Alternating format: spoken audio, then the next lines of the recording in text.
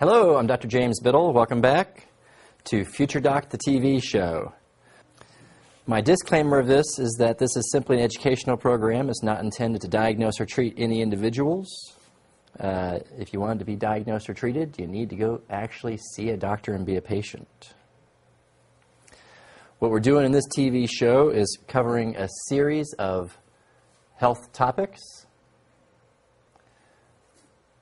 Each week we take a different health topic and look at it from an integrative medicine perspective. And tonight we're going to be talking about hyperactivity and attention deficit disorder.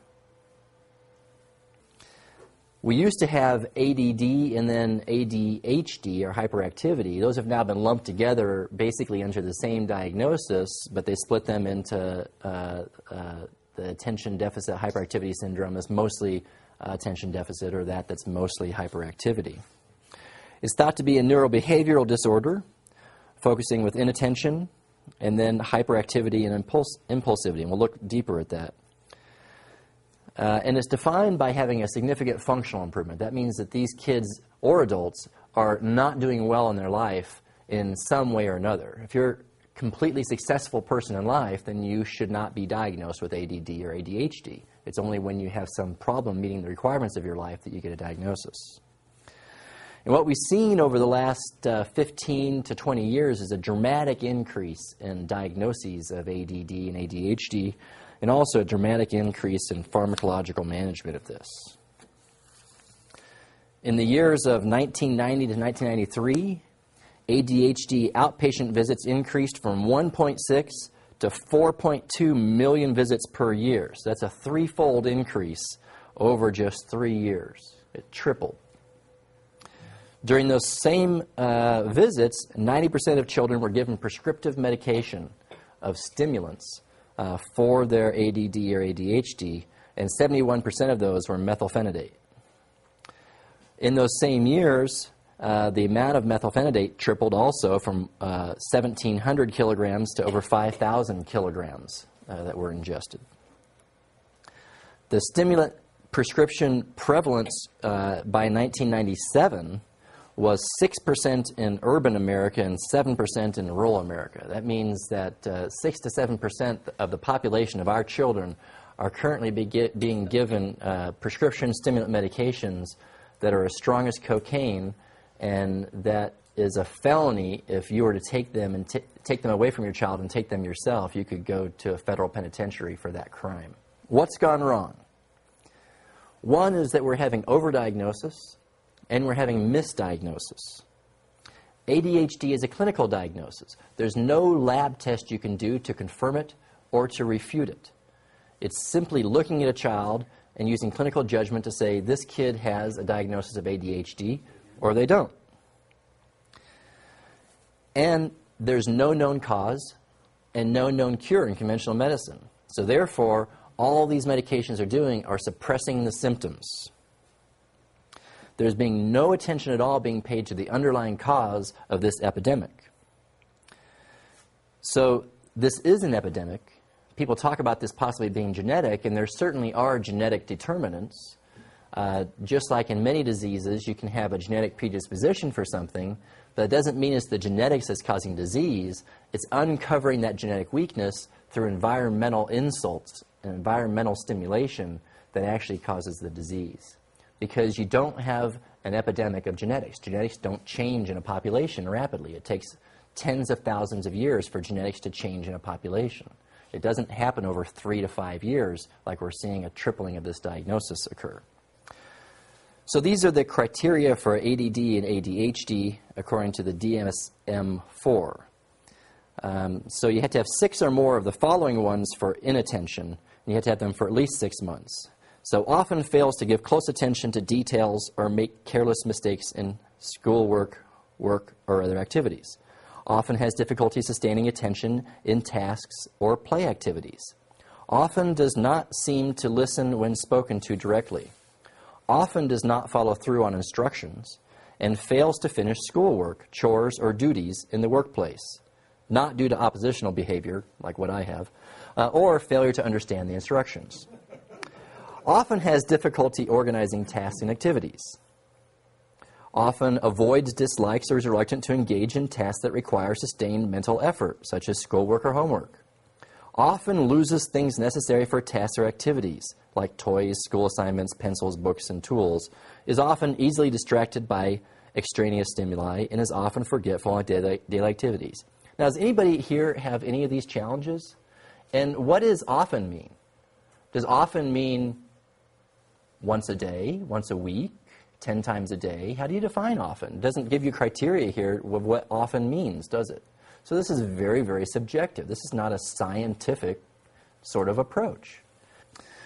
So you might imagine that there's some people who are critical of this diagnosis and the greatly increasing prevalence of this diagnosis, besides just myself. So it's not just me who's saying this. Here's one example, a PBS documentary, and this was from a long time ago. This is from 1995, and there's their website. You can go see it. And one of the problems here is that the drug company who makes the major form of methylphenidate funds a patient organization that teaches parents and doctors to prescribe methylphenidate. And they don't let you know that they fund this organization called CHAD, Children and Adults with ADHD, which was started in 1987. But they've put millions of dollars into this organization, and this organization is the leading organization to educate the populace and physicians about how to approach the disorder. And what they educate is you should give this drug, which we happen to make and sell. So there's a real conflict of interest going on here. And they're telling parents and physicians that ADD stems from a chemical imbalance in the brain, a chemical imbalance that can be corrected with a psychostimulant like methylphenidate, which is very similar to cocaine. I have a few slides about methylphenidate. First became available in 1957. It's a Schedule II drug, which means it's a controlled substance. It can be addictive. It enhances brain activity and decreases and it increases alertness and energy. It elevates blood pressure, heart rate, and respiration. And very high doses can cause arrhythmias and too high body temperature and can be fatal. The mode of action about how it helps in the nervous system is not really understood. It activates the brainstem and the cortex of the brain, which is where you do your thinking. And that's about really all we know about it. On slide 82, it's been published that methylphenidate should not be used in children under the age of 6, but yet they're being prescribed it all the time now. Safety and efficacy of this age group has not been established. And then we get into some of the conflicts of interest. On page 83, this investment firm called Morgan Stanley Dean Witter says that ADHD is still underdiagnosed. What they're saying is there's a huge potential market out there. If we can just diagnose more kids, we can get a bigger market share. We can sell more drugs and make more profit. So predicted market to grow from 600 million to 1.4 billion in 2005.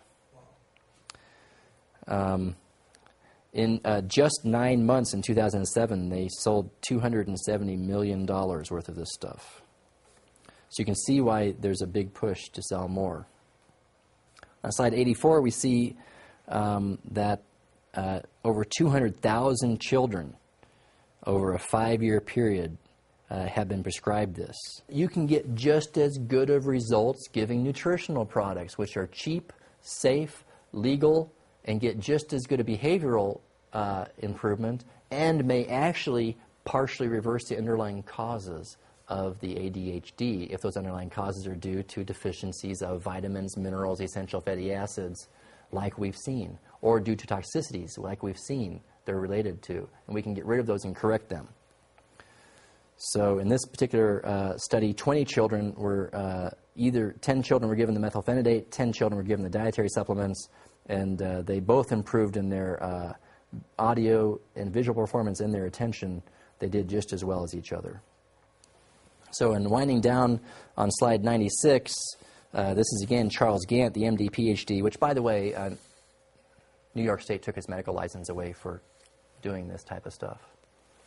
So now he just teaches doctors like me to do it.